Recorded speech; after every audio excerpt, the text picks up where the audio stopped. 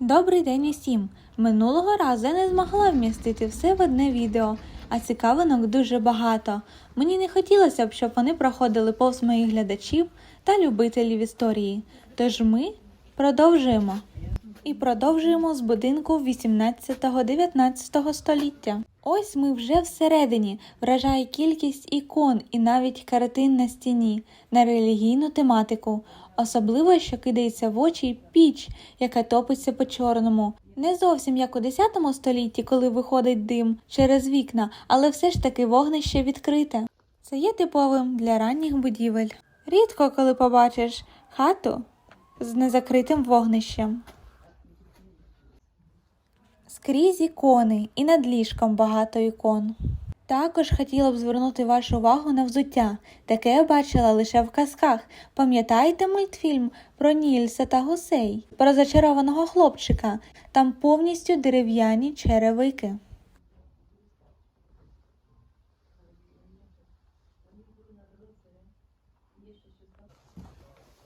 А ось тут спальня, а в спальні стоїть скриня. Видно, що це не просто скриня, як буде пізніше, а дорогоцінна частина меблів.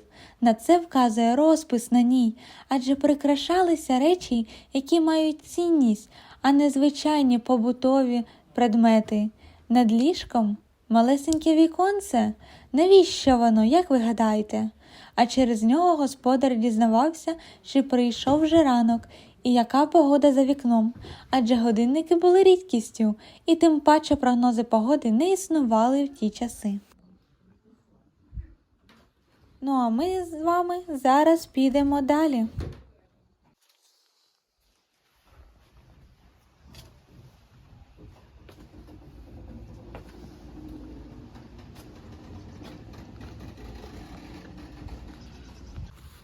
А в сараї стоять дуже дорогі на той час брички. І поштовий на одній з них є знак. Вказує, що господар, скоріш за все, працював на пошті. В ті часи це вважалося дуже престижним.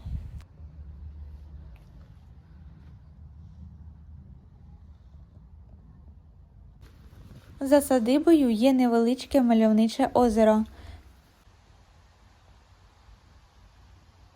До речі, це не просто етнографічний музей, тут ціле село із минулого. І ми рухаємося далі до наступної нашої точки.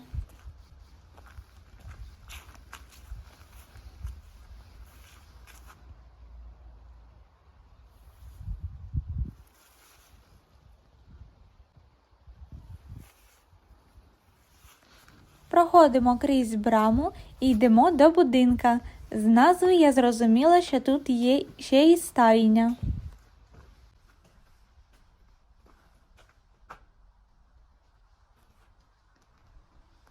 Тут висить різна інформація, а нам трішечки далі.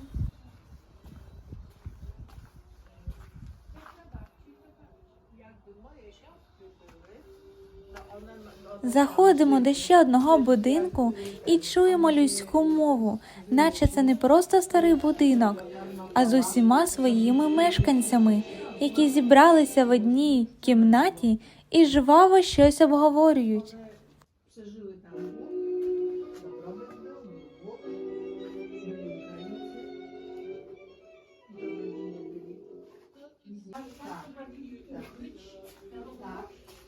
No mieszkał obok. Także... По факту, це помешкання чоботаря. Також можемо бачити різні інструменти, які він використовує для роботи. Будинок збудований 18 століття, а чоботар, скоріш за все, живе у 19-му. Вогнегасник, як і лампи, не з цієї опери. Це вже вимоги сучасності до цього музею. Był lekarz Grodecki, Polak, który w miasteczku leczył i wsie okoliczne.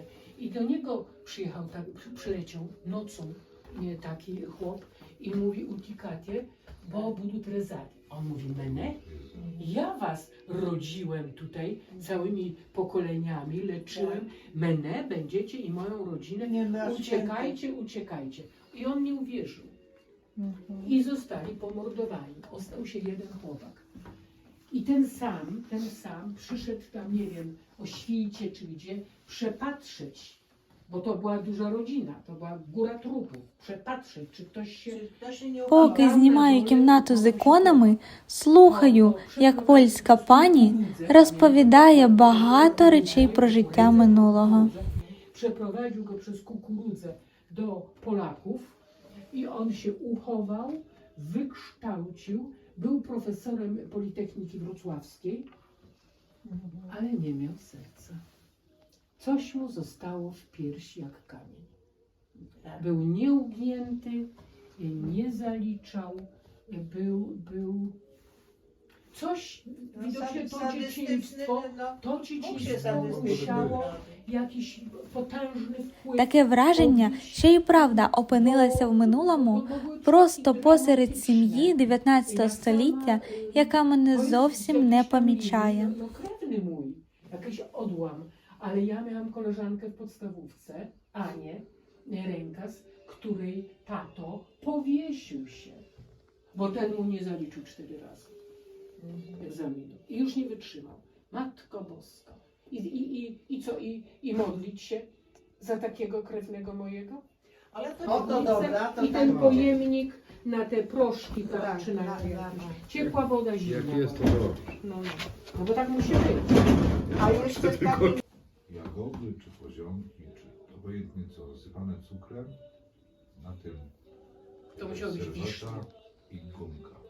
I ten sok podawany, nie wiem od czego to zależało. Czasami dostawałem jeden kieliszek, czasami miała jakąś,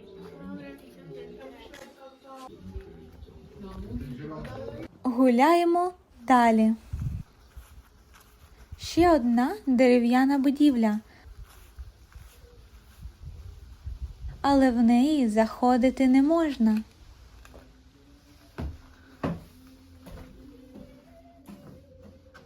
Не зрозуміла чому в одні не можна заходити, а в інші хати можна.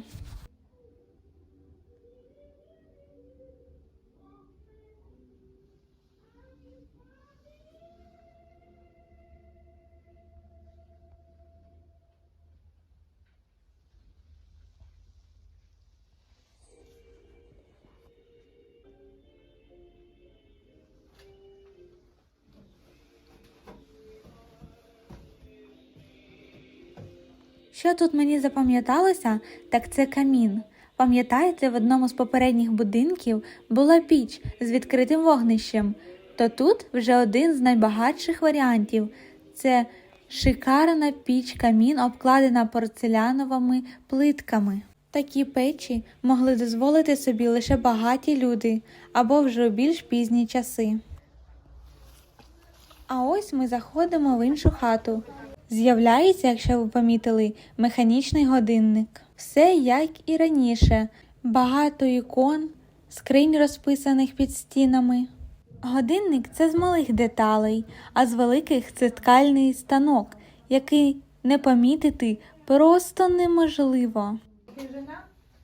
А ось тут можна, як ви бачите, ходити, торкатися, нюхати. А в деяких інших не можна. Чому так? Не зовсім зрозуміло.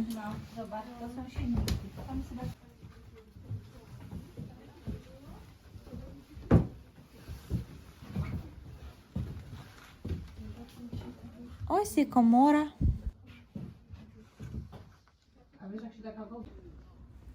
Ось і закінчується сьогоднішнє відео.